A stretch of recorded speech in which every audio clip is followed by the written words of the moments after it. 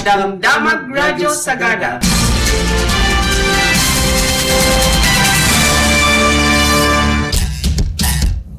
Okay, naimbag nga sapit aming dumdum nga dito 104.7 FM Radyo Sagada. Oras tayo ket sa 10 minutos sa kalpasan ti oras ti alas 7 itang agsapa maika 27 nga aldaw iti bulan ti Abril 2026. Oras nga rod para kadagiti damdamag nakalap ken maipadanon itang agsapa. Dahiti ni Gwen Gaungan na makadwayo ken newscaster itang agsapa. Ngaro dagiti paulo dagiti damdamag iti lokal, iti region, iti amyanan a Luzon ken iti entero a Pagilian. Mangalap mapukawan pangkabyagan gapu iti wind farm sa Jay Bangi, Ilocos Norte. Dagiti detalye no anya daytoy binilyon piso a proyekto a Northern Luzon Offshore Wind Project. Montanyosa nagbaligi iti Regional Skills Olympics. Talugasot nga wild side of Sagada Runners dakkel tulong iti turismo. Cordilleran sa nangyawid iti medalya iti National Bunong Braso Tournament. Cycling activities no umay amayo iti syudad ti Baguio narugyan ti panagsagana ng runa iti seguridad iti kalsada. Food raider nga unggoy natiliw dagiti autoridad. Dagiti paulo iti damag lokal regional ken iti amyanan a Luzon, dagiti met paulo dagiti damag nasyonal. Independent investigation mainayg iti panakatay iti Negros 19 iramid ti CHR. Iti tungtungan iti sport sa tanawan nagtatalinaed nga top rank iti kalkalpas nga Little League Philippine Series. Kana para iti maudi adamag ti nasyonal panang irwari ti 92.8 million a pondo ti ghost projects illegal sigun iti DPWH executive. Rod para kadagiti detalye dagiti damdamag. Maikabil iti paggad dagiti pangkabyagan ti agarup 6,000 ken talog agasot marigrigat nga mangalap sa Jay Bangi Burgos sa pasukin ken pagudpod iti Ilocos Norte. Sigun kadagiti mangalap, mapadisi da manipod iti manun a dekada a pagkalkalapan da. Iti uneg ti 3 atawan ti construction da iti wind farm ket interemente nga maipari ti panagkalap iti project area. Bayat met nga agkurri ti turbines ti project, 50 ang metro safety radius ti maipatungpal. Tikastoy kat kunada nga saan nga umanay ti 3 agasot laeng nga naikari a panggedan dagiti mapadisi ang mangalap ken iti maysapay temporaryo wenno adaan ti patenggana dagitoy nga panggedan. Naibalikas ti Salwadan maysa nga environmental advocacy group sa Jay Ilocos Norte nakaro ti nagdumaan ti benepisyo para iti marigrigat ken iti dadakkel a kumpanya nga makita iti nasao a proyekto. Pudno a kasapulan ti Pagilian ti renewable energy karkaro ita nga panawan iti krisis ti aglawlaw. Ngem saan na mapagbalin a justification daytoy iti kasukat na panang isakripisyo ti biag ken pangkabyagan ti linibo a marigrigat a mangalap. Kastamet nga napatagmet lang ti aglawlaw nga adaan iti dua posibilidad nga madadael. Detalye no anya daytoy Northern Luzon Offshore Wind Project. Ti proyekto ket binilyon a piso no sa dinno ket daytoy iti sidong ti korporasyon a Buha Wind Energy Northern Luzon. Naiduma daytoy iti onshore wind farm ti Bangi, Ilocos Norte. Saan nga agtugaw iti daga dagitoy turbines ken palid-palid dayti nasao nga baro a proyekto. Maipatakder ti windmills iti mismo taaw. Mausar ti kunada nga floating offshore wind technology. Dagiti turbine ket maikabil iti naun-unig apaset ti taaw no sa dinno napigpigsa ti angin. 2,000 ang megawatts wenno 2 gigawatts ti target ti proyekto a parwaren nga kuryente. Agarup 60 ken 6,000 limagasot ken 20 ken 8 nga ektarya 66,528 nga ektarya iti taaw ti mausar. Tapno mailadawan ti kinalawa ti apektado a lugar, dahiti wind farm ket nalawlawa pay no ti kadagaan nga saksakupen ti entero nga Metro Manila. Dagiti turbina ket manipod iti 128 a kabibilang ingga na iti 180 nga windmills. At dayo nga higante dagiti windmills no ikumpara iti nakaipatakder iti baybay ti banggi.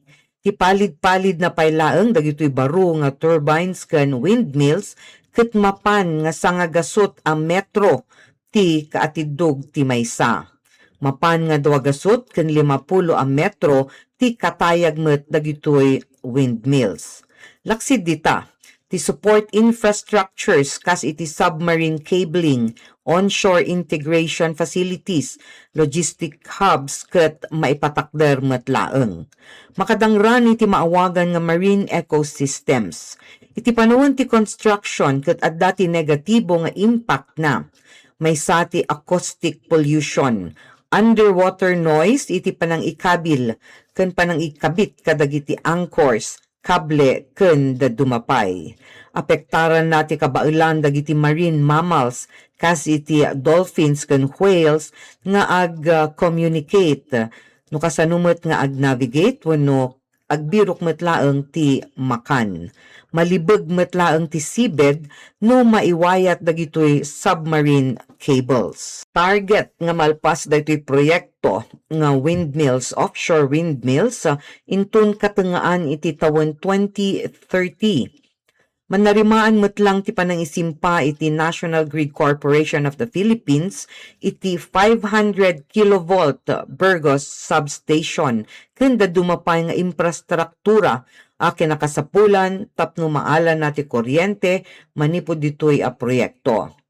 Karaman iti panang isimpa iti infrastruktura ket daytoy Port of Corimao akas kang runaan nga service ken logistics hub para iti offshore operations.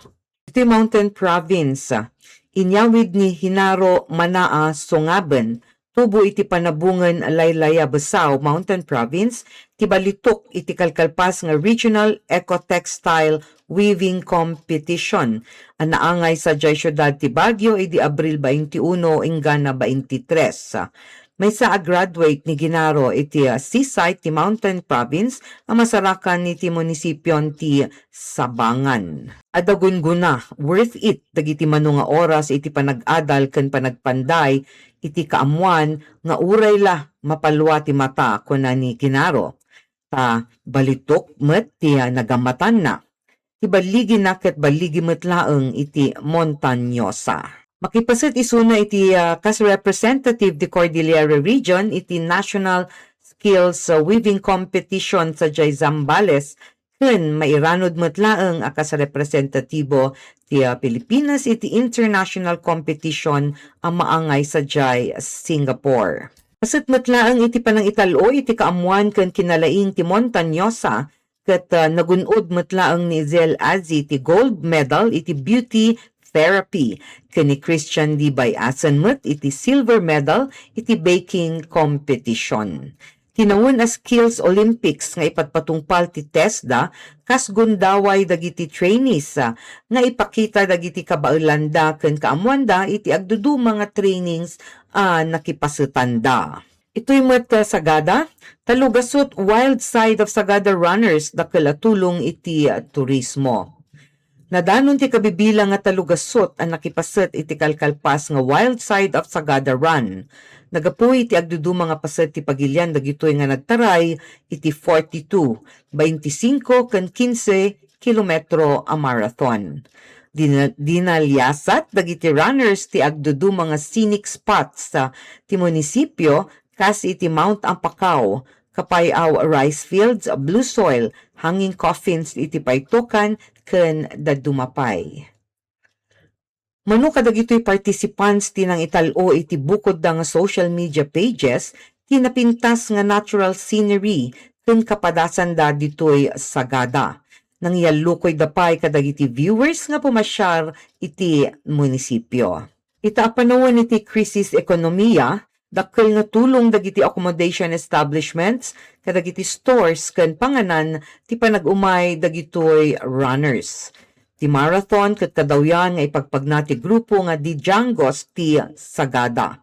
Buklen dagiti mano nga outdoor enthusiasts ken babasit ang negosyante ti nasao grupo. Iti tungtungan la iti sports ken physical fitness Cordilleran sa nangyawid iti medalya iti National Bunong Braso Tournament.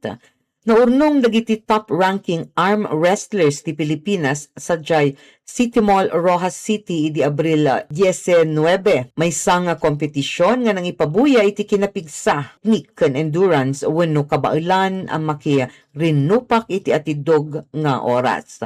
No sa dinno ti panagkapet wenno daytoy grip, panagpusipos wenno twisting at nang iparwar kadagiti kampiyon.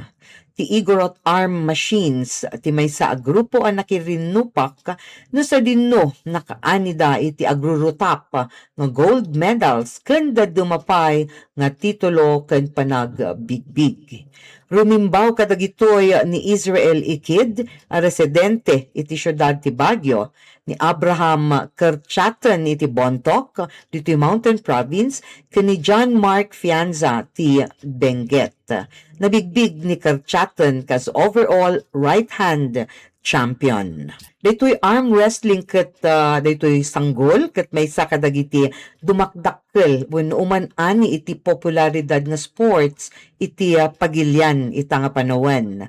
May samot lang isuna nga nainsigudan nga ayam iti Cordillera. Iti sports and physical fitness lata, cycling activities no umay ang Mayo iti syudad ti Baguio, narugyan ti panagsagana ng runa iti seguridad iti kalsada. Manu nga dadakkel nga aktibidad iti panagbisikleta, ti maangay no umay ang Mayo sa syudad ti Baguio. Iti kastoy tatno may pasigurado ti nasayaat nga panagpagna iti traffic ken seguridad dagiti cyclists ket manu nga adjustments iti ipakpakaammo dagiti organisador. Maysa ti bike camping event ang maangay iti abay ti Cannon Road. Saan nga lumba dito'y cycling event nga bike camping. Isu nga nawaya dagiti siklista nga agpadyak sigun iti kabailanda. Timet Amazing Adventure Challenge ket saan nga agkasapulan iti panakaisera dagiti kalsada. Tumungpalda kadagiti traffic stops. Kasmet lang iti intersections, pedestrian lanes ken traffic signals. Adamot la ti Tour of Luzon no sa dinno agrubwat manipod iti Lingayen Gulf iti Pangasinan ingana iti Baguio dagiti siklista. Manamnama dagiti makipaset manipod iti entero a pagilyan ken uray iti Balasio Taaw. Gaputa agpadang usaren dagiti siklista ken motorista ti kalkalsada agkasapulan daytoy nga rod iti nairut a disiplina ken kortesiya manipod kadagiti participants. Iti meta may sa adamag sa Jela Trinidad Benguet. Food raider nga unggoy na tiliw dagiti autoridad. Manu nga aldaw ang nangitartaray iti makan ti maysa nga unggoy, maysa nga long-tailed macaque sadyay longlong pugis la Trinidad Benguet. Inpadanon dagiti residente nga manun nga aldaw nga simsimrek. Daytoy unggoy kadagiti manu ababalay ken nangitartaray iti makan ken manu nga alikamen. Adamot la dagiti sumagmamano nga piyek ken babasit nga animal nga naipadpadamag ang mapukpukaw dita nga lugar. Kanayon na pay ket maysa nga ubing tinaipadamag met lang ang nakagat daytoy unggoy nga makak. Natiliw ati monkey babaen iti panagtinulong iti opisina ti Provincial Veterinarian ti Benguet ken iti syudad ti Baguio. Iti panag-check up da iti monkey ket nasalun at isuna laksid iti kurang iti maysa nga ramay na. Ituloy dagiti autoridad ti panagsukisok iti nagapuan daytoy nga monkey ken ipagnada ti panakaisublina iti nasaysayaat ken umman nato pagnaadan. Dagiti damag iti lokalidad, probinsya, rehiyon ken amyanan a Luzon. Pero dagiti met detalye ti damdamag iti Pagilian. Independent investigation may naigtipan nakatay ti Negros 19 iaramid ti CHR. In panawagan ti grupo a karapatan ti independente nga investigasyon iti panakatay ti 19 nga katao iti anti-insurgency operasyon militar sa Jay Toboso, Negros Occidental iti napalabas nga lawas. Inmunan nga inpablaak ti 303rd Infantry Brigade ti Philippine Army ang napapatay iti operasyon iti 79th Infantry Battalion ti maysa nga NPA high-ranking officer ken 18 pay nga inawagan da akas kameng iti New People's Army. Agduduma adiso ti napasamakan dagiti nakatay daytoy 19 nga katao. Inkari ti Commission on Human Rights ti gobyerno no daytoy CHRT National Government nga iramid dati nauneg ken patas nga investigasyon. Denggenda ken adalan dagiti detalye ti agduduma a grupo ang nakaisilpo iti pasamak. Sigunmet iti University of the Philippines Diliman University Student Council maysa kadagiti napatay ket student leader ani Eliza Alano. Pakaamumet ti Alter Media Network ani RJ Ledesma may samot lang ang pinmusay dita nga insidente ket maysa nga journalist. Duamot tinaibaga ti kilusang magbubukid ng Pilipinas ken tanggol magsasaka ada Maureen ken Kay Santuyo ken Errol Wendell akas advocates ti pesante. Adamot lang ti duwa nga PhilAm ken American citizens nga pinmusay iti nasao nga operasyon militar. Ngem ipapaati ti AFP nga lehitimo dagiti operasyon militar ken awan ti sibilyan nga nairanod. Nasaumet ni Cristina Palabay iti grupo a karapatan numan adda ti armado wenno sibilyan iti nasao nga anyaman nga operasyon ti army ken kapulisan kinakasapulan nga itandudulat ta dagiti karbengan iti sidong ti international humanitarian law. Ti Pilipinas ket pinmirma ken paset iti Geneva Conventions anang bukal ditoy international humanitarian law. Iti tungtungan iti sports iti national tanawan nagtaltalinaed nga top rank iti kalkalpas nga Little League Philippine Series. Nairami dagiti agduduma nga grupo ti baseball ken softball nga Ganduyan Box iti kabaelanda iti kalkalpas nga Philippine Series naangay daytoy sa Ilocos Norte iti Abril 19 hingga 25. Ngem napaay ti dati nga rumimrimbaw a grupo amang gammat iti nangangato arangko iti ayam. Ngarud iti final results iti baseball, minor league ag edad iti 8 hingga 10, kampyon ti Tanawan. May kadwa ti Ilocos Norte ken may katlo ti Pasig City. Iti met Little League Baseball category, kampyon lata ti Tanawan, silver ti Iloilo, ken bronze ti Northern Samar.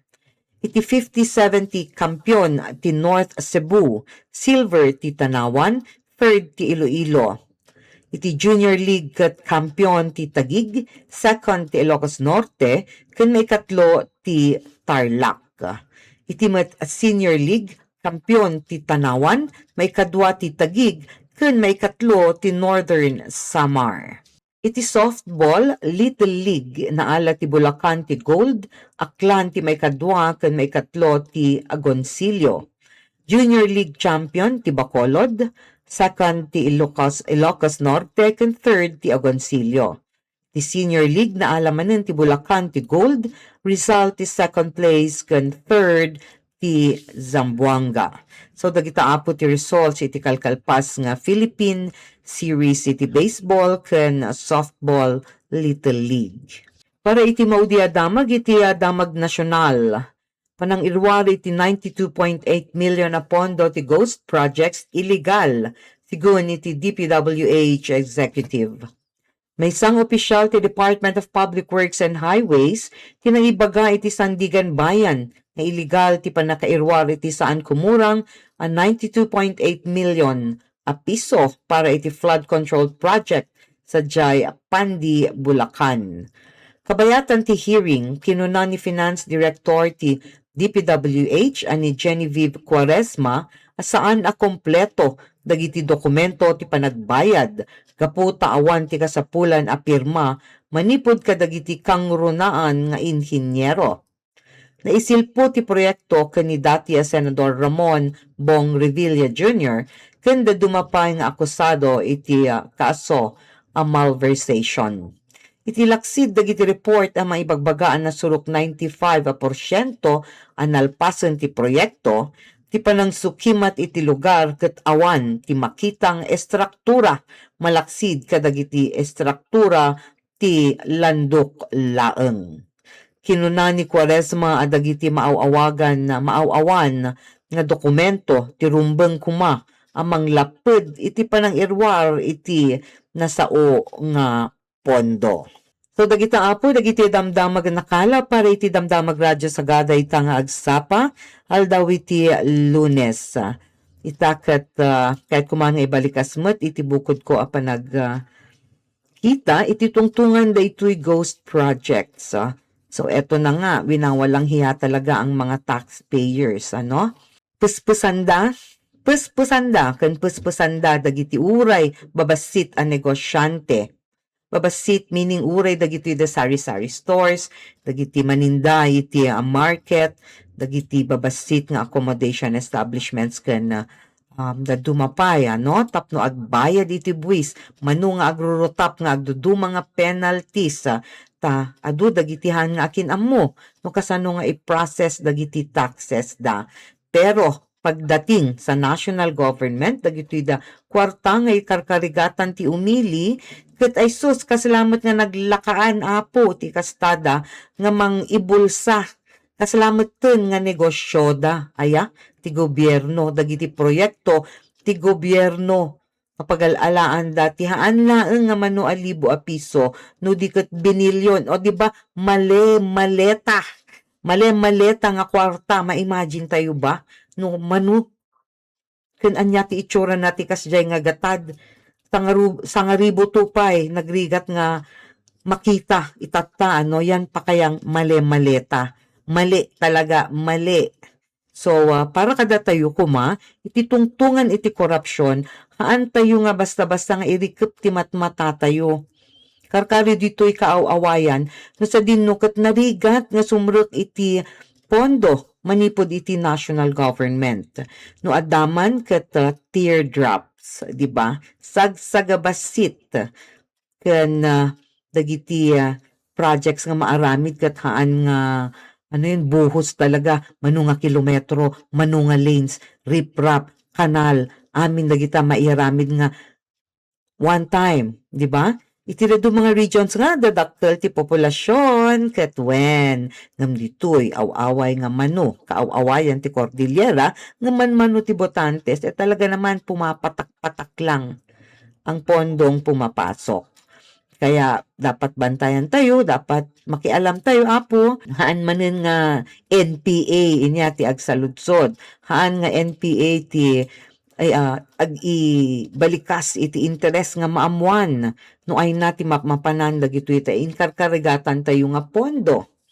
Nga buwis, di ba? Galing yan sa atin. Rumbeng laeng as may nga responsable nga Pilipino.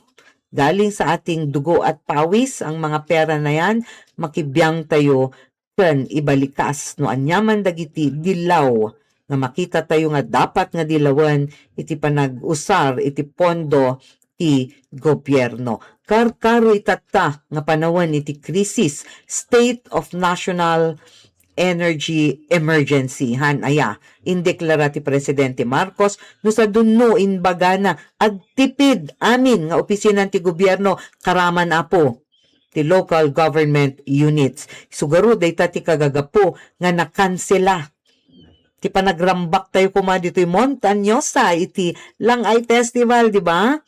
Yan. So, sabi niya, magtipid ang mga local government units.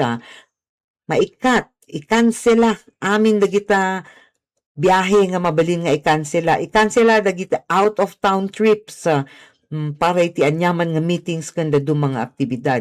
In fact, isu ti kagagapo-apo, numapan kayo kadagiti opisina ti gobyerno lokal iti Biyernes, sarado. Kasi po, nagtitipid ang government. So, makita nga haanda nga agtiptipid, aba, punahin sila. Di ba? Pera natin yan. Datayo mo timang sweldo, kadagita, adda iti, upisinan ti gobyerno, rumbang laeng nga, pumungpal damet. Okay, so once more, good morning iti amin, dumdungag dito 104.7 FM, Radyo Sagada. The oras tayo po, 39 minutes after the hour of 7. Dito ni Gwen, makadwayo pa yung gana iti oras ti alas 10, nasa dinukat sumublat mo iti tangatang ni partner maing. Namsakbay mapantayo iti music programs, folk rock and country, reggae, OPM, Cordillera Music. Amin nagita po manggagyo iti 104.7 FM Radyo Sagada.